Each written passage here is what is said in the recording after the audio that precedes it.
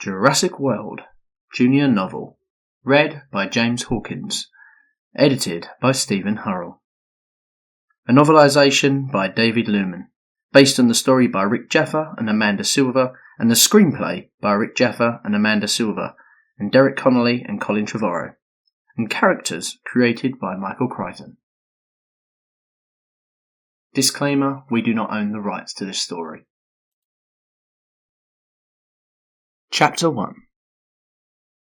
Gray Mitchell was in his bedroom, clicking through 3D images of his red plastic Viewmaster. His parents had given him 3 discs with dinosaur pictures for his 5th birthday. That meant he'd been looking at these same pictures for 6 years.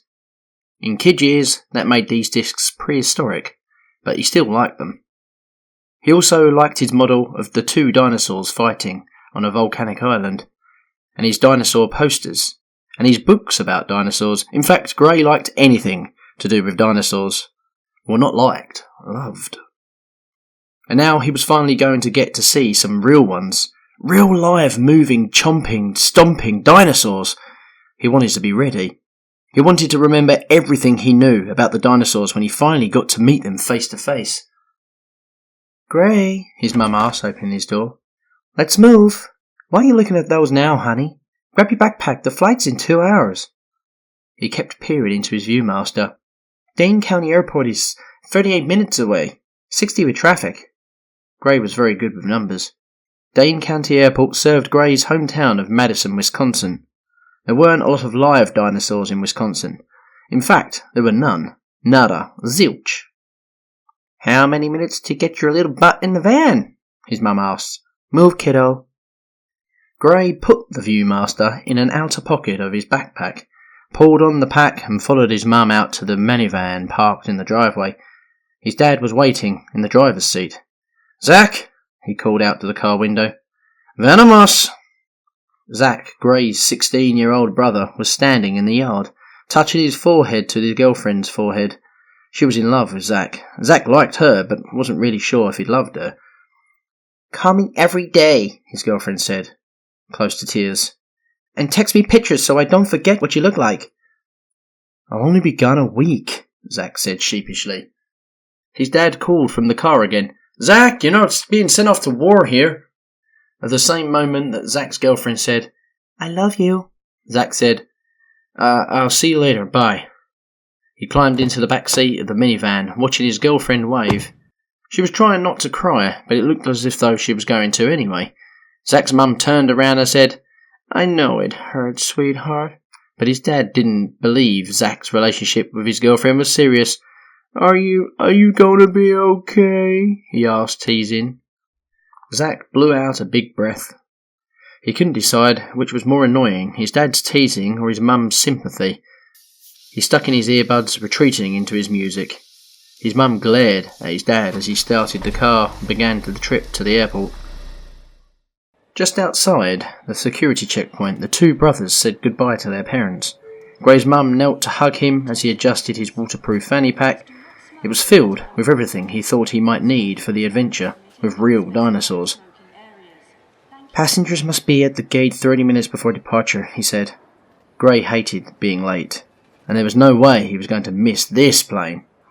"I know, honey," Mum said. She stood up, turned to Zach, and took his face in their hands. "Watch your brother," she instructed, "and answer your phone. I didn't turn on international roaming so you could snap talk, whatever you call it." Their dad put his hand on Zach's shoulder. "Listen to your mother," he said, in a mock seriousness. Zach nodded his head and rolled his eyes at the same time. Then the boys said goodbye and hurried through the security. Their mum watched them disappear into the crowd. "I love you," she called after them. "Did you call your sister?" Dad asked her. Mum nodded. "Yes, but my call went straight to voicemail. She never answers." "It'll be fine," Dad reassured her. "She handles 20,000 people a day. She can handle 2 more. Hours later, the plane landed in Costa Rica. As the 2 brothers got off the plane, they saw signs directing them to the ferry of Isla Nublar. As they shuffled up the gangway to the ferry with the other tourists, Gray asked, How big is the island?" Zach shrugged. He really had no idea, but he wasn't going to admit that to his little brother. Big. But how many pounds? Gray asked. Zack made a face. That doesn't make any sense. Once they were on the sleek ferry, it sped across the ocean waves towards Isla Nublar. Gray was so excited. He was bouncing. Zack noticed a cute teenage girl and put a little distance between himself and his brother. Gray noticed, but didn't stop bouncing. In the distance, the island rose out of the sea. It had mountains that looked as though they might have once been volcanoes, and it was green, covered in dense jungle. But Isla Nublar had much more than just mountains and jungle. It was the home to the number of one tourist destination in the world, where visitors could experience the thrill of witnessing living and breathing dinosaurs. And even though he would never admit it, Zack was almost as excited as Gray was to be on this trip. When the ferry reached the island, Zack and Gray made their way off of the boat with a crowd of tourists. They scanned the landing, looking for their aunt. She wasn't there. Instead, her assistant Zara, a young woman in her 20s, stood waiting for them, holding up a tablet that read Zack and Gray Mitchell. "Where's Aunt Claire?" Gray asked his brother. Zack shrugged. They ambled towards Zara, who introduced herself and led them onto the monorail. Gray made his way down the aisle, gently squeezing between people to reach the front. The front of the monorail was glass, so whoever stood there saw everything first. Gray reached the front window, pressed his hands to the glass, and watched as the monorail swooshed along on its elevated rails, passing through the jungle foliage on either side. And then he saw it. A huge gate with burning torches loomed in front of them. The top of the gate read Jurassic World. The monorail passed through the open gate, and they were officially inside the park. The monorail took them right to the hotel. Gray raced out into the busy lobby, feeling as though he was about to burst. Zack followed behind his brother with Zara, who pulled both of their rolling bags. Zara spoke in her crisp British accent. "Your aunt arranged to greet you at 1 o'clock. Could your brother slow down?" "He doesn't slow down," Zack explained. From halfway up the escalator, Gray waved back to them. When they reached their hotel room, Gray ran inside. Let's go, let's go, let's go, let's go, let's go!" "Dude," Zack said, trying to calm him down. "She said we have to wait." "I don't want to wait anymore!" Graham ran to the room's balcony and threw open the door. Chapter 2. What a view! The park was beautiful and exciting, everything Gray had hoped it would be. From their balcony he could see the lagoon, the visitor centre, Main Street, everything but dinosaurs. "When can we go and see the dinosaurs?" Gray asked Zara. "After you meet up with your Aunt Claire in the visitor centre," Zara said. "At 1 o'clock, as I mentioned." Gray looked disappointed. He wanted to see the dinosaurs now. But at that moment, Gray and Zack's Aunt Claire was busy doing her job. As an important executive of Jurassic World, she was giving a tour to 3 business people she hoped would invest in the park. She led them through sliding glass doors of the genetics lab into a long glass corridor packed with tourists. Here the visitors would watch the park's scientists at work. "No one's impressed by a dinosaur anymore," Claire said, smiling. 20 years ago, de-extinction was right up there with magic. These days, kids look at a stegosaurus like an elephant in the city zoo. Inside the lab, dinosaur eggs warmed in incubators. A baby Apatosaurus broke through its shell. Children pressed against the glass wall of the corridor, staring. Despite what Claire had said, they seemed fascinated by the newborn dinosaur. "That doesn't mean asset development is falling behind," Claire continued as she led her 3 visitors through the hall. "Our DNA excavators discover new species every year. But consumers want them bigger, louder, more teeth." She led the trio into the genetics lab. The scientists were drilling into amber to extract ancient DNA, injecting fertilized eggs and loading stacks of frozen embryos into freezers. "The good news," she said, "is that our advances in gene splicing have opened up a whole new frontier.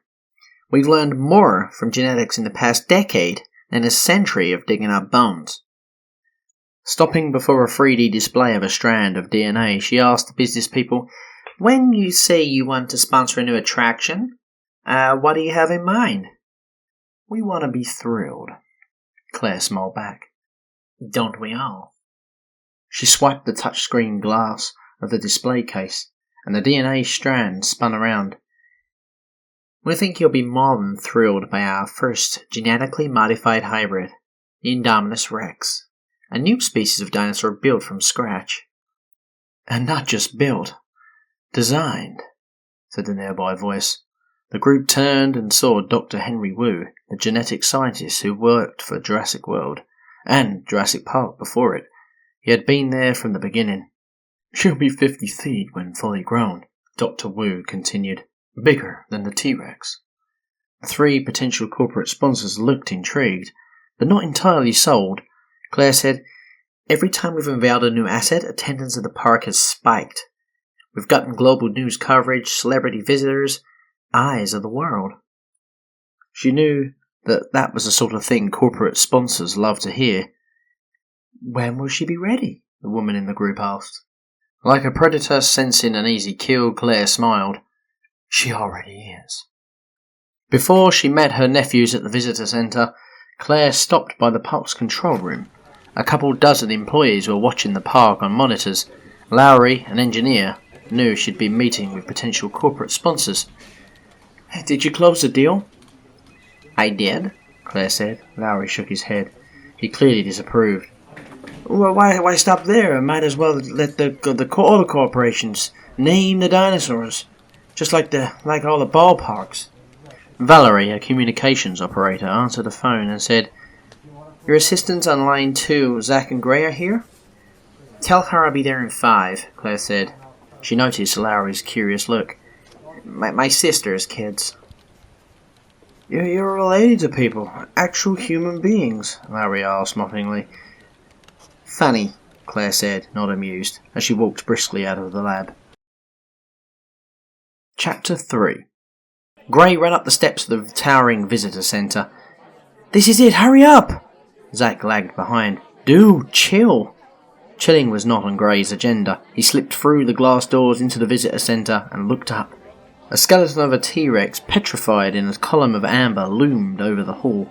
The monorail sliced through the open space above. In a 3D display, a character named Mr. DNA explained the park's invisible fence system. With our new invisible fence technology, the dinosaurs can stay in designated zones without bars or cages. An animated Stegosaurus approached a red line. A light around the neck flashed. He stopped and backed off. Gray ran up to the display called A Brief History of Neo-Paleontology. A genetic sequence scrolled by rapidly. Gray said, Cytosine, guanine, adenine and thymine. The same 4 things written in the code for everything that ever lived. Zack caught up with Gray and grabbed him. Hey, if you get lost, I'm not looking for you. Mum and Dad aren't paying me for babysitting. Babysitting? That hurt. Gray? Asked a voice behind them. Is that you? They turned around and saw their Aunt Claire, kneeling, holding her arms out awkwardly. Aunt Claire!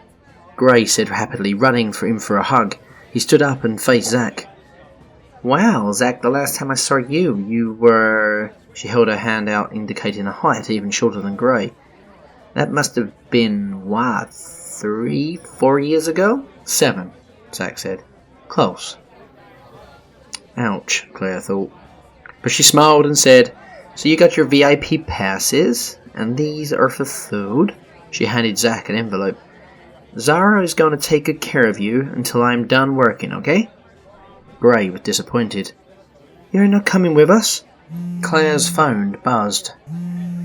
I wish I could, she said, feeling guilty. But tomorrow I can take you into the control room and show you what goes on behind the scenes. That'd be cool, right? Zack and Gray nodded, looking abandoned. Okay, Claire said, smiling. I'll see you tonight at 6? Don't forget that thing, Zara reminded her boss. 8, Claire corrected. What time do you go to sleep, or do you go to sleep at different times? She looked at her phone. The text read, Boss coming. Right, have fun, Claire said to her nephews. She turned to Zara and said, Take care of them, okay? Then walked off quickly, leaving the boys alone with her assistant. On the park's helipad, a helicopter labelled Jurassic 1 landed.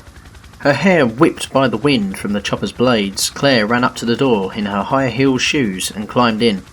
At the controls sat Simon MASRANI, the billionaire who was Jurassic World's biggest investor.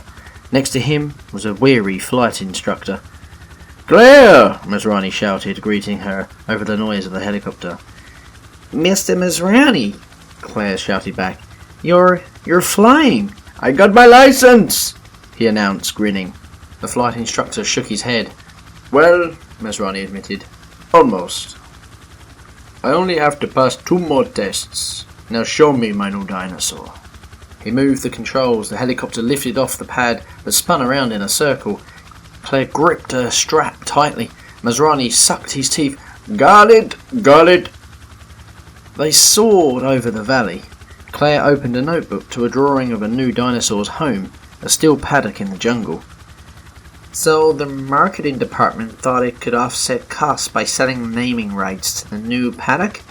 I just closed a deal this morning."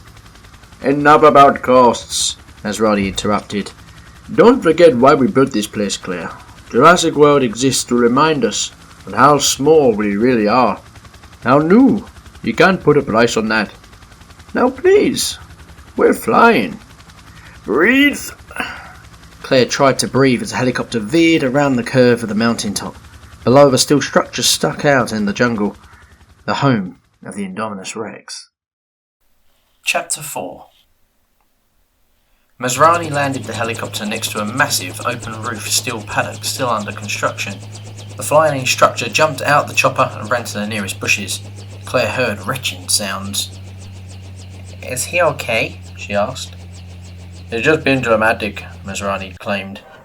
The billionaire noticed construction workers adding concrete extensions onto the paddock's massive walls.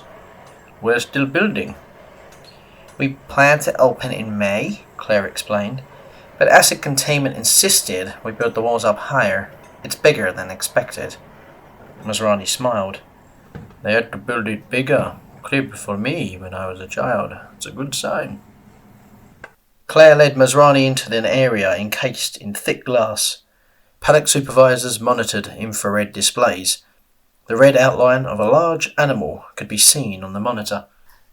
"We hit a few speed bumps early on," Claire said. Ed began to anticipate where the food would come from. One of our handlers nearly lost an arm. The other threatened to quit if I couldn't guarantee their safety. MASRANI looked more impressed than concerned. "Anticipating where the food would come from. So she's intelligent." "For a dinosaur?" Claire said.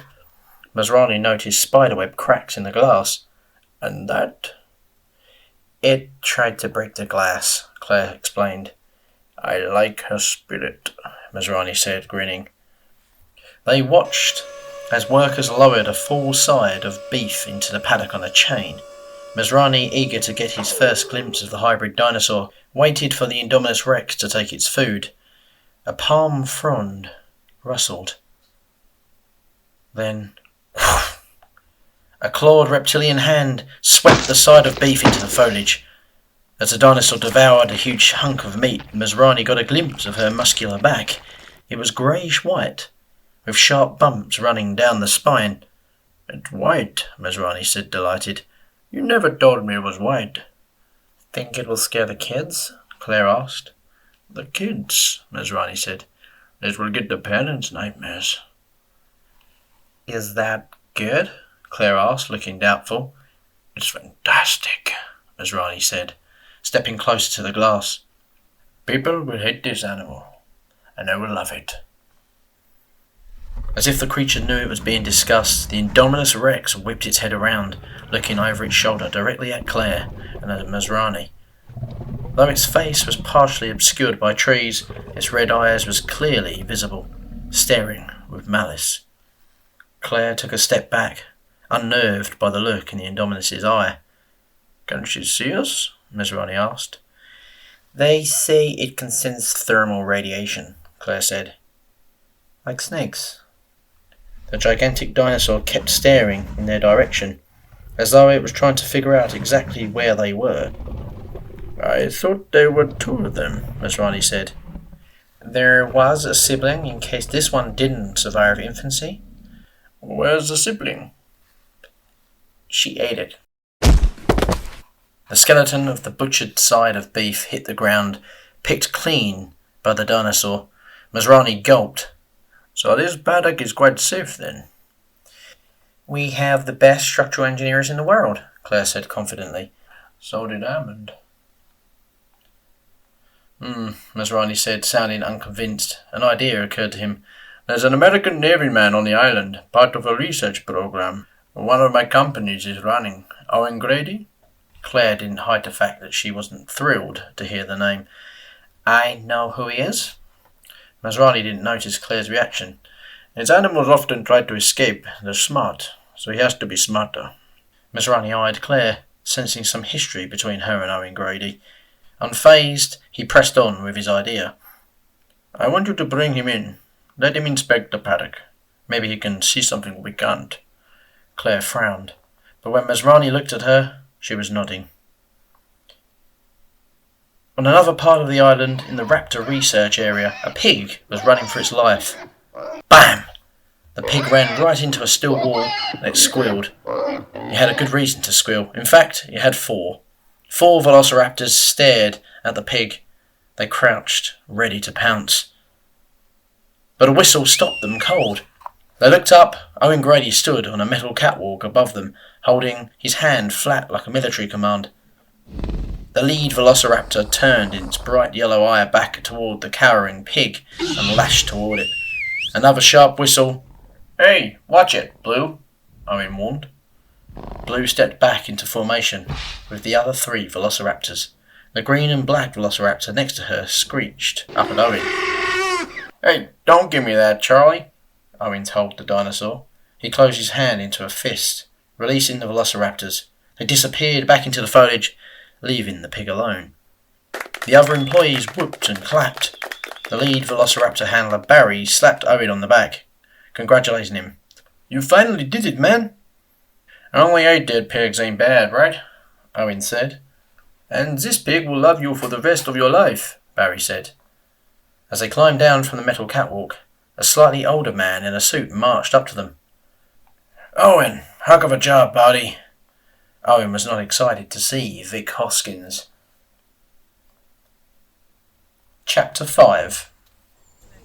Technically, Hoskins was Owen's boss. He'd hired him to work for InGen, the company in charge of the Velociraptor's research program, but that didn't mean Owen had to like him. Hoskins smiled. I was starting to think I'd hired the wrong guy, but you got those dinosaurs in out of your palm. Owen shrugged. You come on a good day. It's not usually a happy ending. Is that why you've not been signing any reports? We've been busy. Not too busy to cash your paycheck. Owen brushed past Hoskins, but the older man followed him. What do you want, Hoskins? A field test, Hoskins answered. You've proven the velociraptors will respond to commands. Let's put this research on its feet. Owen kept walking. These are wild animals. Trust me, you don't want them out in the field. I just saw a real bond between man and beast. Hoskins cut in front of Owen, blocking him. You're in my way, Owen said. Hoskins didn't budge. Come on, man, you and I. We're dogs of war. The military looking to reduce casualties. Most people would tell you the robots are the future, but nature already gave us the most effective killing machines 75 million years ago, and now we know they can take orders. Barry had caught up with him and heard Hoskins' speech. We finally make progress, and that's the first thing he says, make a weapon? Hoskins held up both his hands.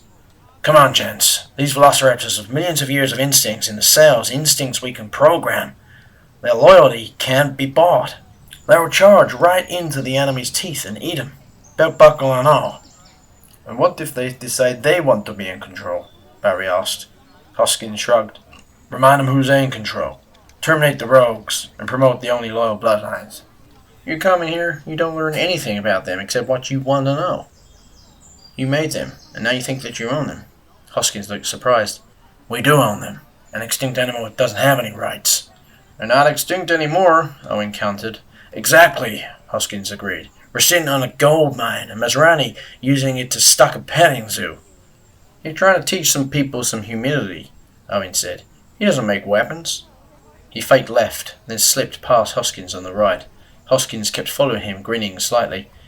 "You think the 8th richest man in the world is only into oil, telecom and family fun parks?" he said. "MASRANI is so diversified he doesn't even know what he owns." Owen realised Hoskins was serious. "How long has InGen been planning to sell this idea to use velociraptors as weapons?" "Since the day we hired you out of the Navy," Hoskins answered. "Those animals could take place of thousands of boots on the ground. How many lives would that save?" Owen closed the metal gate behind him. It locked automatically, leaving Hoskins on the other side, but he kept talking. "Look around you, Owen. Every living thing in this jungle is trying to murder the other. It's the way of Mother Nature refines the pecking order. War is struggle. Struggle breeds greatness. Without that, we end up in places like this charging $7 for a soda." Barry couldn't believe it. "Can you hear yourself when you talk?" "This will happen, with or without you," Hoskins said. "Progress always wins." "Well, maybe progress should lose for a change," Owen said. In the velociraptor enclosure, a young handler dropped a loop around a pig. Suddenly the pig bolted, pulling the handler into the arena. "Man down in the pen," Barry yelled. The squealing pig ran into the bushes, but the raptors made quick work of it. Then they emerged into the open area, walking directly toward the young handler. He scrambled on the ground, backing away from the approaching velociraptors. They moved closer. Chapter 6. 3 armed Jurassic World troopers aimed their electric rifles into the velociraptors, targeting Raptors, Blue, Charlie, Delta, Echo. One of them barked, "Hold your fire! Hold your fire!" Owen raced back into the catwalk and dropped down between the raptors and the fallen handler. "Owen, no!" Barry cried. The troopers froze. They couldn't believe what Owen had just done. Owen raised his hands and approached Blue. "Put 12 amps into these animals, they're never going to trust me again." Hoskins watched, fascinated. "Stand down, Blue," Owen ordered. "Stand down, girl." Delta snapped her jaws. "Hey! What'd I just say?" Blue snapped at Delta, bringing her back into line. Owen stepped forward, within inches of Blue, and signalled to the raptors with the other hand. They backed off. "Open the gate," Owen said without taking his eyes off the velociraptors. When the handlers hesitated, the guy who'd fallen in the pen yelled, "Open the gate!" The heavy gate opened. The young handler slid out beneath it. Owen slowly backed up and rolled under the gate as it fell shut. Owen coughed on the dust. Barry offered him his hand. "You're crazy. You know that?" Once he was standing, Owen extended a hand to the young guy and lifted him off of the ground. "You're new, huh? Ever wonder why there was a job opening?" The young guy's eyes widened. "And never stand with your back to the cage," Owen added. The young guy looked over his shoulder and saw Charlie, the raptor, right on the other side of the bars, with her mouth wide open. In the park's Gentle Giants petting zoo, Gray snapped pictures of a young Triceratops. Zack shook his head. "This place is for little kids." "Yeah, I know," Gray said. "Want to go on the spinning dinosaur eggs?" Shaking his head, Zack looked over to Zara, talking on her cell phone. She was paying no attention to the brothers. Zack got a glint in his eye. "Scatter," he said to Gray. "Huh? Run! Go!" The two brothers raced out of the petting zoo, ditching Zara. She was so busy talking on her phone she didn't even notice. On Main Street, the boys waved through the crowd. Zack checked back over his shoulder. Gray spotted a massive paddock and ran toward it. "T-Rex! T-Rex! T-Rex!" Inside the T-Rex kingdom, the boys saw a grove of redwood trees and a live goat on a platform. They made their way into the fake fallen tree where tourists were waiting to see the T-Rex. A park employee, high in a crow's nest, cracked a flare and tossed it at the goat, hoping to attract the T-Rex's attention. It worked. Suddenly the enormous T-Rex burst out of the grove of redwoods, grabbed the goat, and devoured it. Gray felt sorry for the goat, but he loved seeing the T-Rex. This was more like it. Owen returned to the simple wooden bungalow he'd built in a corner of the lagoon. The bungalow was attached to a silver Airstream camper with solar panels. He got to work on his vintage motorcycle, trying to put Hoskins and his ideas about dinosaur weapons out of his mind. But his solitude didn't last long. A Mercedes drove toward his place, kicking up dust. "What'll they want now?" he wondered. Claire got out of the car. She strode across the uneven ground in her high heels. "Mr. Grady, can I have a moment? I need you to come and take a look at something." Owen looked puzzled. "Why are you calling me Mr. Grady?" "Owen," Claire said reluctantly, "we have a dinosaur, a new species we've made." Owen raised his eyebrows. "You just went and made a new dinosaur?" "Yes, that's kind of what we do here," Claire said, exasperated. "The exhibit opens to the public in 3 weeks. Mr. MASRANI wanted me to consult with you." Owen kept working on his motorcycle. He tossed a loose bolt in Claire's direction. She jumped away when it hit the ground near her. "Why me?" Owen asked. Claire was wondering the same thing. But she said, "I guess Mr. MASRANI thinks since you're able to control the raptors, you might be able to insight us into this new asset." "Asset?" Owen said, sneering, as he wiped grease off his hands. "You're in charge of all the animals. You don't even act like they're alive." "I'm fully aware that they're alive," Claire said coldly. "They're not just numbers on a spreadsheet," Owen continued. "You may have made them in a test tube, but they don't know that." Claire didn't like being lectured by this animal trainer. She turned to walk back to her car but stumbled in her high heels. Owen called her. "You might want to change your shirt," she said to him, wrinkling her nose. "They're very sensitive to smell." She pulled free of his grasp and strode back to her car. On the back of her suit were palm prints from Owen's greasy hands. Shaking his head, Owen followed her. Chapter 7. From the T-Rex paddock, Gray and Zack had hurried to see the Mosasaurus feeding show in the lagoon. They made their way past droves of tourists, looking for 2 empty seats in the bleachers along the water's edge.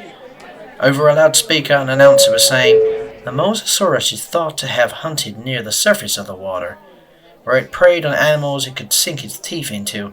Turtles, large fish, even smaller mosasaurs." But the crowd wasn't really listening. Their attention was fixed on a huge shark suspended in the air on a cable. The shark carcass was moving into position over the centre of the lagoon.